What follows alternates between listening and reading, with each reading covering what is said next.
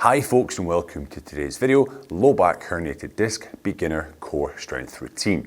Now, I do make a lot of great content for those folks out there suffering with low back issues such as sciatica nerve pain, herniated discs, bulging discs, stenosis, etc. If that's you, then hit that subscribe button. You'll be notified when I make some great new content for you guys to take you back on the road to recovery. But without further ado, let's get into today's video. So folks, today I'm going to take you guys through a simple little beginner routine you can do to help strengthen that core when you're coming back from a herniated disc.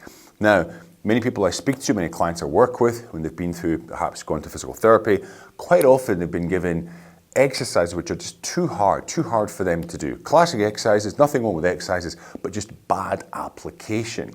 So this little routine I'm going to show you today, relatively straightforward, can be done by most people. It is very basic beginner level and it's to try to strengthen that core. Now the core, we always think of the abdominals, but it does include the low back as well, and connected within the low back is the glutes. So we're going to be doing some stuff for the core here, legs a little bit as well, and the back as well. Okay, so without further ado, let's get started. Right, so the first one we're going to do, I call these heel taps, and we're going to be lying here on a mat. And first thing we're going to do, we're going to lie on the ground here. I'm going to let our, there we go, our microphone little thing fall out of our pocket. So, first thing, we're going to bring up one knee and the other knee. Now what I want you to do is really, when you bring the knees up, you'll feel the lower back start to flatten on the floor. Now consciously keep that lower back flat on the floor. And then ever so carefully, just let the right leg, heel goes down towards the ground, keeping the low back. Don't let it pop out, okay? Don't let it arch. Keeping it down, touch the heel, and bring that leg up. Other leg comes down slowly. Keep that low back on the floor. Touch the heel, and come up. Control, control. If you can't quite get to the floor before your low back pops up, that's okay. You go to where just before the low back pulls up, and go again. Other leg. So the idea is, of course, keeping that low back flat on the floor, really controlled movement. Touch, it obviously gets much harder as I get closer to the ground with my heel. Now, you want to aim between 12 to 20 repetitions.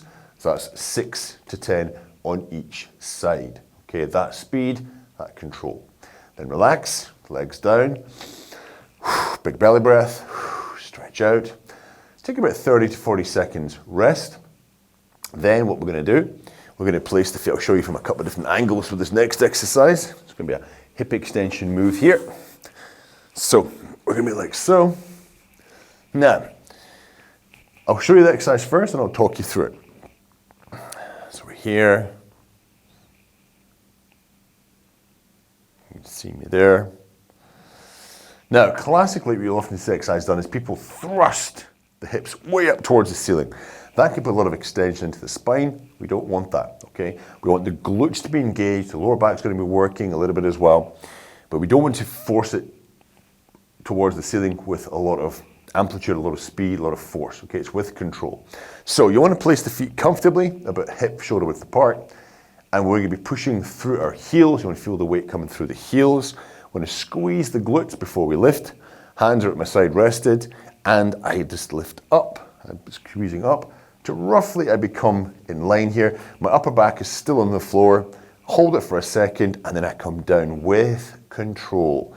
I just touch the lower back on the floor, keep my glutes engaged, and I lift again. I come down, I touch. Now see the speed I'm going at, very controlled. Most people should be able to do this. If you have any pain at all during the exercises, stop or stop before the end range of pain and come back down, touch. And you want to try to go between 8 and 15 repetitions, that speed, okay? Control,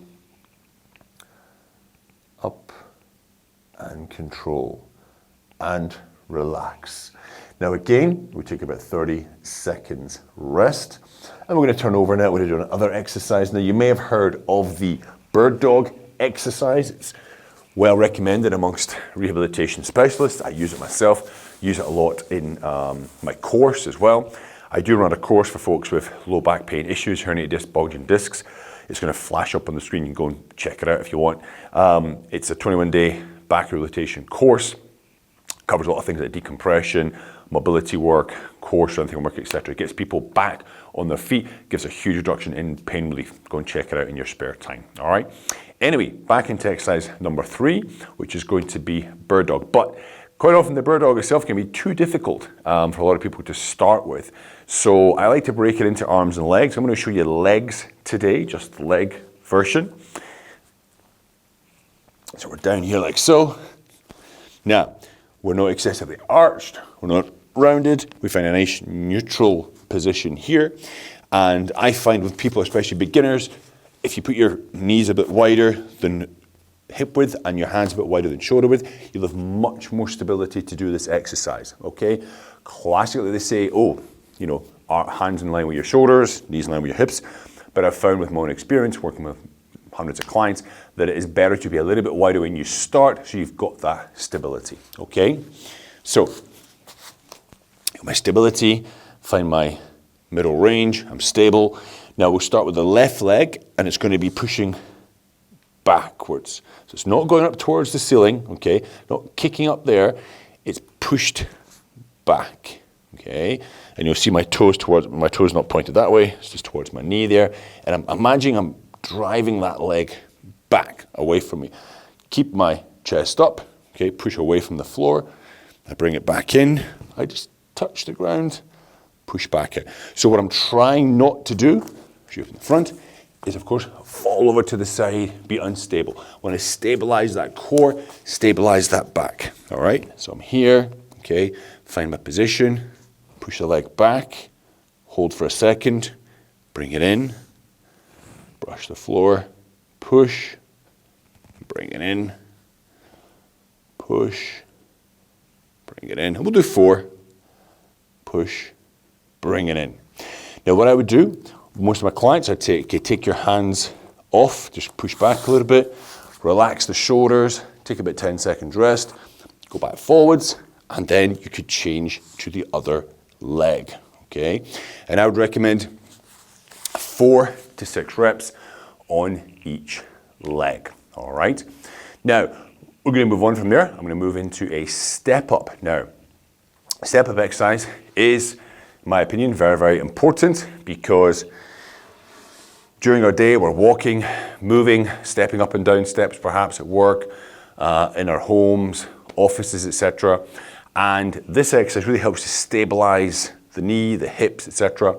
And it's very simple. It can be done anywhere. It can be done at home, on the step outside perhaps. Okay, very easy exercise to manage. Now, with the step up, this is a little bit too high. I would actually want you to have something round about maybe 8 to 10 inches high.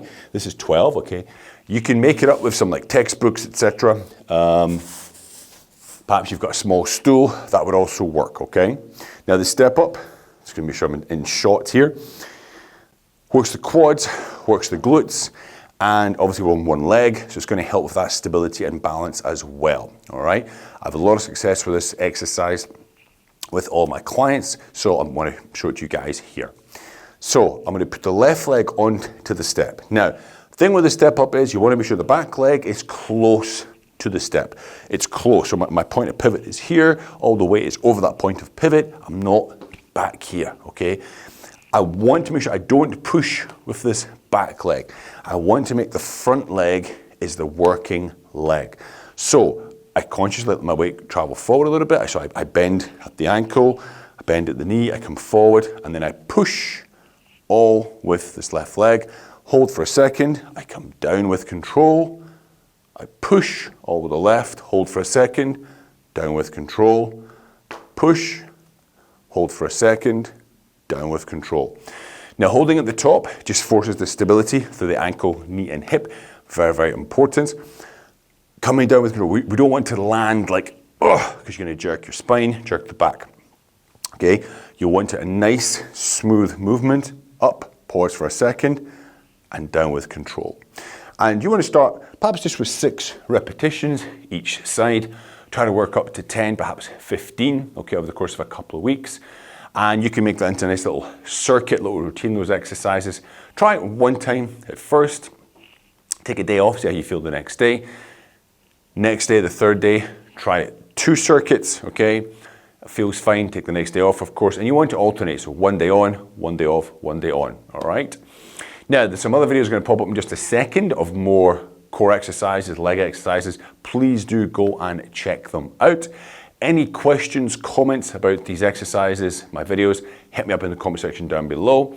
If you've got some more lingering questions, you want to put them on a public forum, by all means email me. I do respond to all emails and comments, as you will see down below as well. All right guys, listen, have a great day. Have a fantastic Christmas. All right, hope you guys enjoy yourselves over the festive period. And I'll see you all next time. Take care.